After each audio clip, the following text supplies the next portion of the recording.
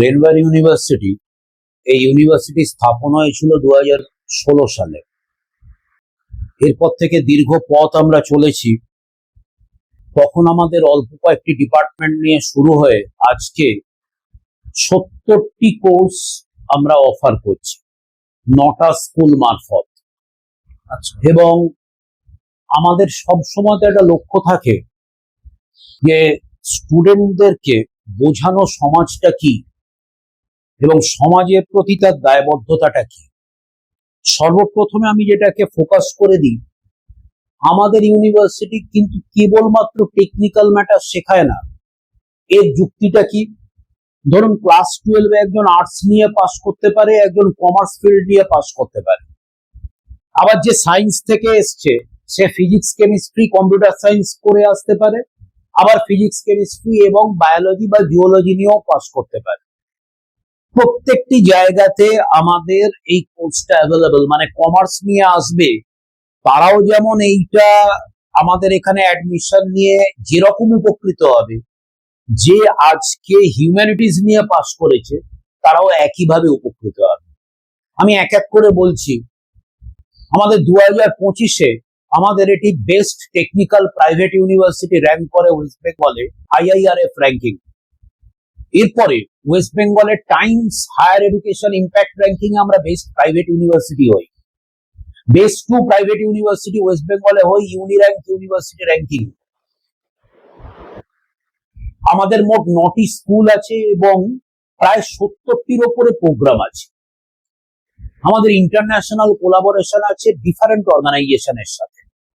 এবং আমাদের ইউনিভার্সিটিতে সমাজের দায়বদ্ধতাটা প্রচুর বড় করে শেখানো হয়। আমি এক এক করে হাইলাইট করছি আপনাদের সামনে, তবে আপনাদের ব্যাপারটা ক্লিয়ার হয়ে যাবে। প্রথম আমি বলে দিই আমাদের রেকগনিশন। আমাদের এটা ইউজিসি রেকগনাইজড ইউনিভার্সিটি, এটা DSIR অ্যাপ্রুভ। আমাদের এটি department of higher education, ministry of education, government of India approve. এ বাদ দিয়ে আমাদের এবং মিনিস্ট্রি অফ MSME অ্যাপ্রুভ। এবং এ বাদ দিয়ে আমাদের বেশ কিছু কাউন্সিল আছে, যে কাউন্সিল ছাড়া কিন্তু ইউনিভার্সিটি চালানো যায় না। মানে ওই ডিপার্টমেন্ট গুলো চালানো যায় না। যেমন ল, এর জন্য বার কাউন্সিলের অ্যাপ্রুভাল লাগে, সেগুলো সমানভাবে অবস্থিত রয়েছে। নার্সিং কাউন্সিল রয়েছে, PCI রয়েছে এবং অ্যালায়েড হেলথ কাউন্সিল যেটা রাজ্য সরকারের লাগে সেটাও আমাদের এখানে বজায় রয়েছে। এবার আমি আমাদের এক এক করে কথা বলি। আমাদের এখানে র্যাগিং ফ্রি ক্যাম্পাস এবং আমাদের রিপাবলিক ডেতে অ্যান্টি র্যাগিং অ্যাওয়ারনেস উইক বলে পুরো নর্থ 24 পরগনায় যতগুলো ইউনিভার্সিটি এবং কলেজ আছে তাদের সাহায্যে আমরা একটা অ্যান্টি র্যাগিং অ্যাওয়ারনেস উইক আমরা এখান থেকে প্রত্যেকদিন চালনা করি। ইদানিং আমাদের ইন্ডিয়ান রেড ক্রস সোসাইটির সাথে আমাদের একটি মৌ স্বাক্ষরিত হয়েছে। এরপরে আমাদের আরো বেশ কিছু জায়গা আছে, যেমন নেহেরু যুব কেন্দ্র সংগঠন, মানে ministry of youth affairs and sports, তাদের একটা NSS ইউনিট আছে। এই NSS ইউনিট হচ্ছে ব্রেনওয়্যার ইউনিভার্সিটি এবং এটা বৃহত্তম ইউনিট ইন ওয়েস্ট বেঙ্গল। এবং এই ইউনিটে আমাদের প্রচুর কাজকর্ম হয়। আমি এক এক করে বলছি। আমাদের এখানে ব্লাড ডোনেশন, বৃহত্তম ব্লাড ডোনেশন হয় এবং এখানে আমরা নাম দিয়েছি রক্তদান Amrit Mahotsav, and it is the world's biggest ক্যাম্পেইনের একটা। এরপর আমাদের যুব উৎসব হয় ইন্ডিয়ার @2047। আমাদের এইবারে নেহেরু যুব কেন্দ্র সংগঠনের সাথে আমাদের যুব উৎসব পালিত হলো। এরপর NSS ভলান্টিয়াররা বিভিন্ন জায়গায় যায়, যেমন ডিস্ট্রিবিউটিং ক্লোথস, দুর্বল যারা আছে তাদের সাথে, ন্যাশনাল ইন্টিগ্রেশন ক্যাম্প বিভিন্ন ইউনিভার্সিটির সাথে। এছাড়া আমাদের চলে নেতাজি সুভাষচন্দ্র বোসের 23শে জানুয়ারি উপলক্ষে বারাসাত গভর্নমেন্ট মেডিকেল কলেজ এবং হসপিটালে আমাদের রক্তদান অমৃত মহোৎসব হয়েছে এই বছরে। ন্যাশনাল ইউনিটি ডে আমাদের পালন করা হয়েছে। এই ব্যাপারগুলো আমাদের চলতেই থাকে এইবারে, এবং এগুলো নিয়ে আপনারা জানেন যে বহু প্রেস রিলিজ বা এগুলো চলে। এবার আমি এক এক করে ডিপার্টমেন্টের কথায় আসি। Department of allied health science, সেখানে অপটোমেট্রি পড়ানো হয়, ব্যাচেলর অফ অপটোমেট্রি। আমি এই ইন্টারভিউ শুরুর আগেই বলেছিলাম সায়েন্স মানে শুধু ফিজিক্স, কেমিস্ট্রি, ম্যাথামেটিক্স বা ফিজিক্স, কেমিস্ট্রি, কম্পিউটার সায়েন্স নয়। তাহলে যে জিওলজি বা যে বটানি নিয়ে পাস করেছে, যে বায়োলজি নিয়ে পাস করেছে, তাদের জন্য ব্যাচেলর ডিগ্রি এবং অত্যন্ত উন্নত মানের ল্যাব এবং তাদের জানতে হবে যে আমি অপটোমেট্রি মানে আমি কিন্তু চোখের ব্যাপারে সার্টিফাই করছি, এবং প্রত্যেকটা ব্যাচেলার ডিগ্রি কোর্স এবং গভর্নমেন্ট অ্যাপ্রুভ। আমি কোর্সগুলোর নাম বলছি: bachelor of optometry, bachelor of physiotherapy, bachelor of science in critical care technology, bachelor of science in medical lab technology, bachelor of science in medical radiology and imaging technology, মানে cancer ডিটেকশনের জন্য যে নিখুঁত operation দরকার সেটা শেখানো, and bachelor of science in operation theatre technology. এবং এই allied হেলথের স্টুডেন্টরা, এদের জন্য এরা কিন্তু বিভিন্ন জায়গাতে হেলথ চেক আপ এবং বিভিন্ন জায়গাতে হেলথ ক্যাম্প করে বেড়ায়। রিসেন্টলি আমাদের কলকাতা পুলিশের যত জোন আধিকারিক আছে তাদেরকে আমরা এই হেলথ ক্যাম্পটা আমরা অনুষ্ঠিত করতে পেরেছি। এরপর নিউরো যারা রয়েছে, নিউরো প্রবলেম যারা ফেস করছে, তা যারা অপটোমেট্রি স্টুডেন্টরা, যারা আই নিয়ে বিভিন্ন সমস্যা, এইগুলোতে তারা অংশগ্রহণ করে। ফিজিওথেরাপি স্টুডেন্টরা, তারা রিসেন্ট অ্যাডভান্সমেন্ট অন টোটাল নি আর্থ্রোপ্লাস্টি রিহ্যাবিলিটেশন, মানে হাঁটুর সমস্যা নিয়ে যারা ভোগে তাদের একটা বেসিক লাইফ সাপোর্টের ওপরে সারা বারাসাত জুড়ে প্রোগ্রাম করেছে। ওয়ার্ল্ড ডায়াবেটিস ডে, তাতে আমাদের অবদান। ফিজিক্যাল অ্যাসিস্ট্যান্ট এবং অপারেশন থিয়েটার টেকনোলজি, যেখানে ডায়াবেটিস এবং হেলথ চেক আপ ক্যাম্পের ওপরে, সেখানে আমাদের স্টুডেন্টদের অবদান। রেডিওগ্রাফি, যেখানে মিস্টার প্রসেনজিৎ ব্যানার্জি, যিনি radiological safety officer, man nodal officer of medical college and hospital Kolkata, তাদের সাহায্যে আমরা মেডিকেল কলেজে ক্যাম্প করেছি। আমাদের লোয়ার ব্যাক পেইন হলে কি ধরনের সমস্যা হতে পারে, বারাসাত জুড়ে আমাদের একটা বিরাট অনুষ্ঠান আমাদের এখানে হয়েছে। এবার দিয়ে আমাদের এনএসএস ইউনিটের সাহায্যে যুব মিলন সংঘ, এটা হচ্ছে হাবড়াতে একটা বিরাট বড় এনজিও, সেখানে দুর্বল যারা তাদেরকে আমরা এখানে অনুষ্ঠান করতে পেরেছি। এরপরে আমাদের আরো ডিফারেন্ট প্রোগ্রাম আছে, যেগুলো হচ্ছে পোষণ মা বলে একটা ফুল মুন ফাউন্ডেশনের সাথে আমাদের একটা হেলথ চেক আপ ক্যাম্প হয়েছে, সেটা গোসাবা এবং সুন্দরবনে।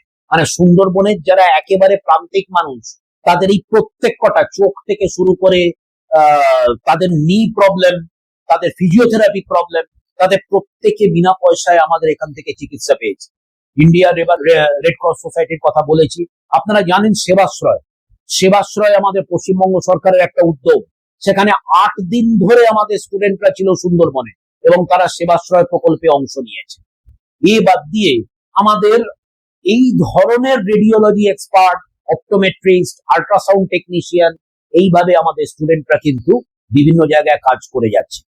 এরপরে আমাদের একটা প্রোগ্রাম আছে হসপিটাল ম্যানেজমেন্ট, সেখানে বিবিএ পড়ানো হয়, honours in hospital management and MBA in health care and hospital management. মানে আমি আজকে পাস করে বেরোলাম, কিন্তু আমার যদি হেলথ কেয়ার সেক্টরের অ্যাডমিনিস্ট্রেশনে যাওয়ার কোনো ইচ্ছা থাকে, তাহলে অ্যাডমিনিস্ট্রেশন মানে ট্র্যাডিশনালি আমাকে মার্কেটিং, ফিনান্স, এইচআর, অ্যাডমিনিস্ট্রেশন শিখতে হবে, তার সাথে হসপিটাল ম্যানেজমেন্টটা জানতে হবে। মানে আমার ক্রিটিক্যাল কেয়ার ইউনিট কি করে ম্যানেজ করতে হয়, নার্সিং স্টাফদের কি করে হ্যান্ডেল করতে হয়, আমাদের লোয়ার ক্লাস যারা আছে তাদেরকে কি করে হ্যান্ডেল করতে হয়, যারা মেডিকেল সুপারভিশন করছে তাদেরকে কি করে হ্যান্ডেল করতে হয়, সর্বোপরি রোগী পরিষেবাটাকে কি করে হ্যান্ডেল করতে হয়, এই নিয়ে রয়েছে আমাদের হসপিটাল ম্যানেজমেন্ট। এবং এখানে আমাদের ডিফারেন্ট বাইরে থেকে লোকজন আসেন। রিসেন্টলি আমাদের যেটা হলো সার্ভাইকাল ক্যান্সারের ওপরে নেতাজি সুভাষচন্দ্র বোস ক্যান্সার হসপিটাল, সেখান থেকে ডক্টর অনিন্দ সেন চিফ মেডিকেল অফিসার এসেছিলেন, এবং কেন সার্ভাইকাল ক্যান্সার প্রিভেনশন এই মুহূর্তে দরকার, এই নিয়ে উনি ডিফারেন্ট কথাবার্তা বলেছেন। এরপরে আমি চলে আসি আমাদের আরেকটি গুরুত্বপূর্ণ দপ্তর, যাকে বলে department of cyber science and technology. আপনারা জানেন এখনকার দিনে ডেটা প্রাইভেসি ডিপিডিবি অ্যাক্ট এটা চালু হওয়ার পরেও কি ধরনের আজকে দুর্বল মানুষরা যারা পেনশনার্স, বহু ক্ষেত্রে তারা সাইবার বুলিং এর শিকার হচ্ছেন, বহু ক্ষেত্রে তারা সাইবার থ্রেটের শিকার হচ্ছেন। তারা মানুষ তাদেরকে আজকে সাইবার অ্যারেস্টের ভয় দেখাচ্ছে, এবং বহু ক্ষেত্রে তাদের মোবাইল হ্যাকিং হচ্ছে। এই সব জায়গা থেকে বাঁচানোর জন্য আমরা bachelor of science in advance networking and cyber security পড়ানো হচ্ছে, এবং master of science in advance networking and cyber security পড়ানো হচ্ছে। এবং এই সাইবার সিকিউরিটির অনুসারে আমাদের ন্যাসকমের সাথে বিরাট প্রোগ্রাম হয়েছে। Department of cyber science and technology Lalbazar, তার যিনি সাইবার এক্সপার্ট, তার নাম হচ্ছে mister Bidit Mondal, DSP, West Bengal cyber crime wing. উনি এখানে এসে সারা বারাসাত জুড়ে প্রোগ্রাম করে গেছেন। হিন্দালকো এমপ্লয়িজ, তাদের জন্য আমাদের একটা প্রোগ্রাম হয়েছে যে তারা কি করে সাইবার সিকিউরিটির জায়গাটাকে তারা মেনটেন করবে। এটা গেল আমাদের সাইবার সিকিউরিটি বলে একটা দপ্তর। আমাদের আরেকটা দপ্তর আছে ফার্মাসিউটিক্যাল টেকনোলজি। আপনারা জানেন এইটা চালাতে গেলে ফার্মাসিউটিক্যাল কাউন্সিল অফ ইন্ডিয়া তাদের অ্যাপ্রুভাল লাগে। এখানে পড়া হয় bachelor of pharmacy, master of pharmacy in pharmaceutical chemistry 2 years, master of pharmacy in pharmaceutics 2 years, and diploma in pharmacy, that is also 2 years। Pharmaceutical technology একটা অত্যন্ত গুরুত্বপূর্ণ জায়গা, যেখানে ডাক্তাররা তো নিজেদের মতন করে তারা প্রেসক্রিপশন লিখবে, কিন্তু ওষুধের গড়নটা কি হবে বা গঠনটা কি হবে, এটার জন্য ফার্মাসিস্টদের দরকার। এবং ফার্মাসিস্টদের চাকরির বাজার এখানে বহুভাবে রয়েছে। এরা বিভিন্ন জায়গায় হেলথ চেক আপ ক্যাম্প করে, মেডিসিন ডিস্ট্রিবিউশন করে। যেমন হাবড়াতে আমাদের একটা প্রোগ্রাম হলো, আমাদের এরকম সুন্দরবনে প্রোগ্রাম হলো। এই প্রোগ্রামগুলো আমাদের চলতেই থাকে। এরপর আমরা চলে আসছি school of management and commerce. আমি আপনাদের আগেই বলেছিলাম যে আরেকটা দপ্তর আছে যেটা কিন্তু কমার্সকে ক্যাটার করে। কি কি আছে এর মধ্যে?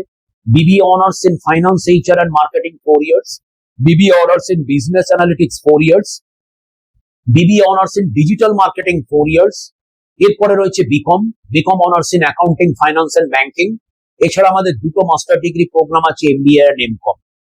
এই জায়গাতে আমি কয়েকটা জায়গা বলতে চাই যে আমাদের বিবিএ এবং বিকম এর স্টুডেন্টরা তারা কিভাবে সাহায্য পাচ্ছে। শুরু করি কমার্স দিয়ে।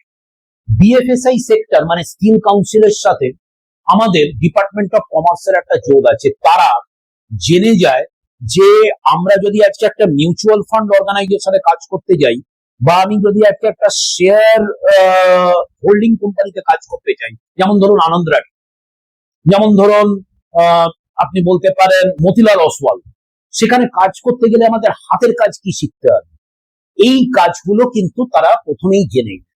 এরপরে আমাদের একটা খুব ফ্ল্যাগশিপ প্রোগ্রামের কথা বলি। আমাদের একটা প্রেসিডেন্সিয়াল স্কলারশিপ আছে, যেটা বিবিএ স্টুডেন্টরা এবং বিটেক সিএসসি আইএ স্টুডেন্টরা এটা অ্যাভেল করে। এটা সম্পূর্ণ বিনা পয়সায় তারা ইউএসএ তে যায়, এবং আমি ডলারটা উল্লেখ করছি, এই বছর তারা পেয়েছে $12,746 ইচ।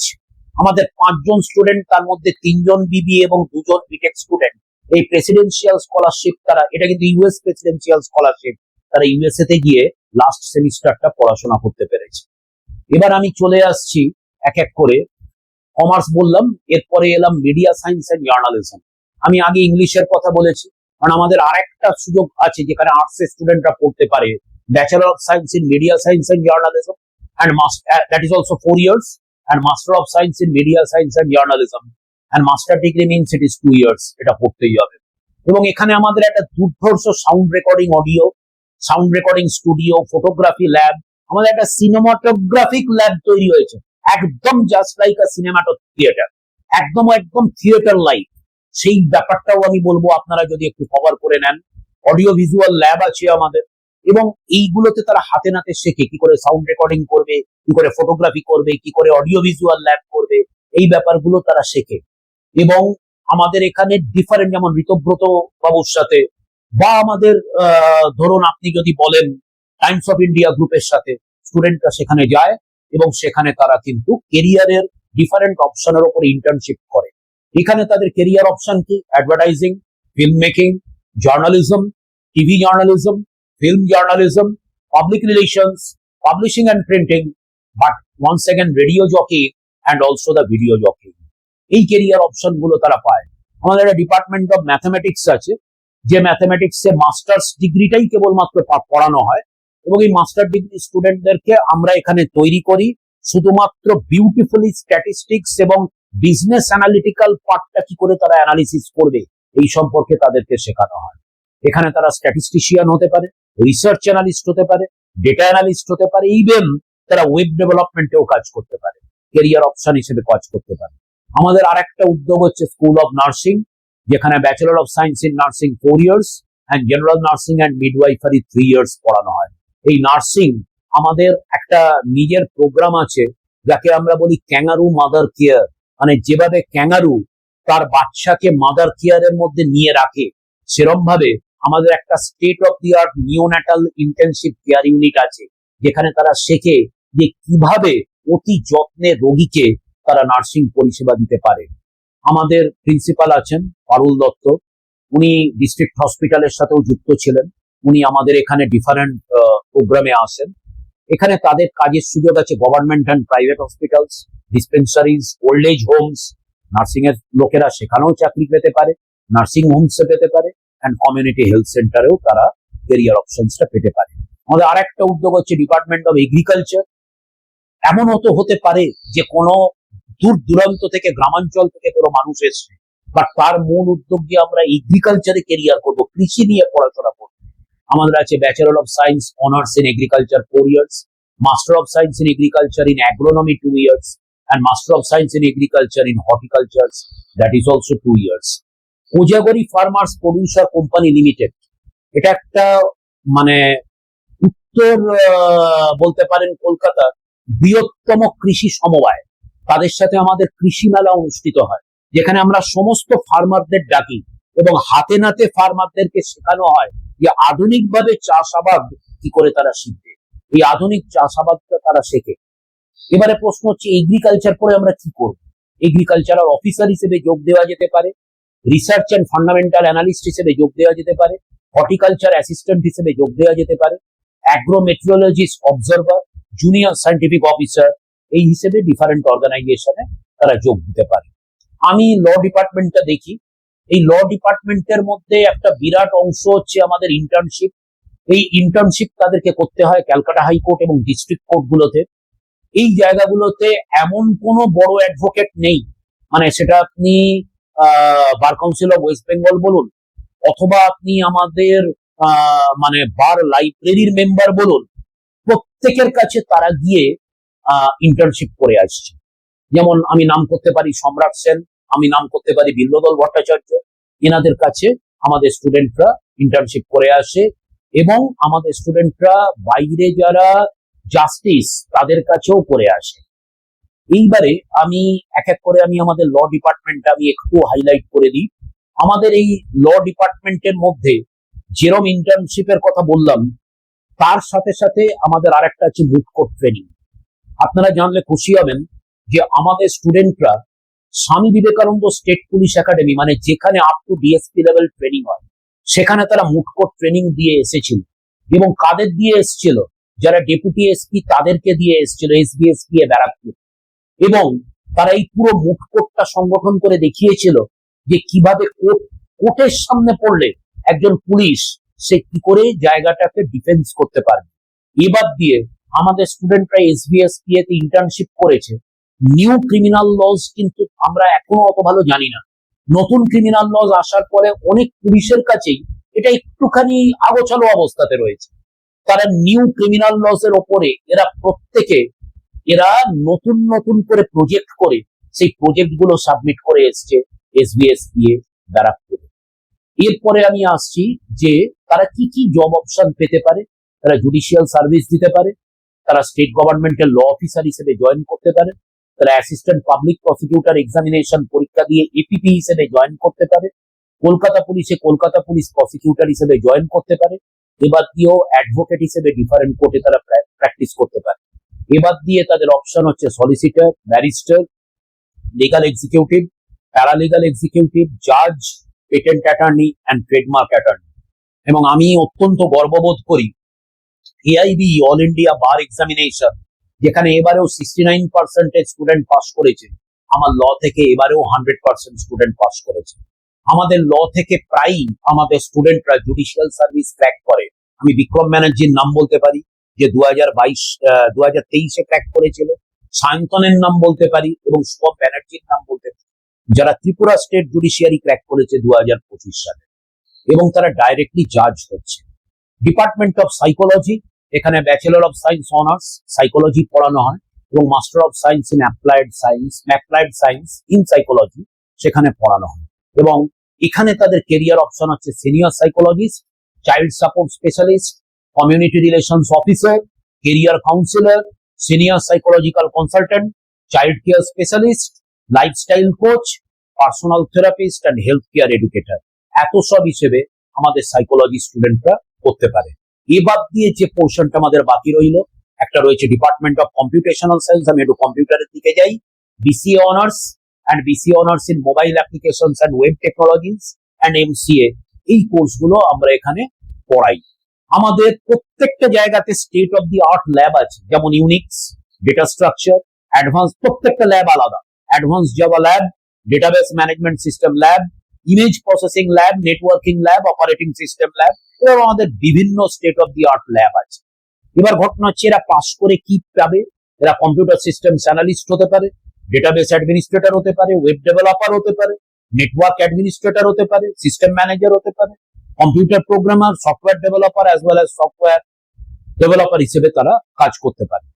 এবং আমাদের রয়েছে ডিপার্টমেন্ট অফ মাল্টিমিডিয়া, যেটা না বললেই নয়, যেখানে তারা অ্যানিমেশন এবং মাল্টিমিডিয়ার ওপরে বিএসসি এবং অ্যানিমেশন, ভিএফএক্স অ্যান্ড গেমিং এর ওপরে 4 ইয়ার্স এর ব্যাচেলর ডিগ্রি তারা করতে পারে।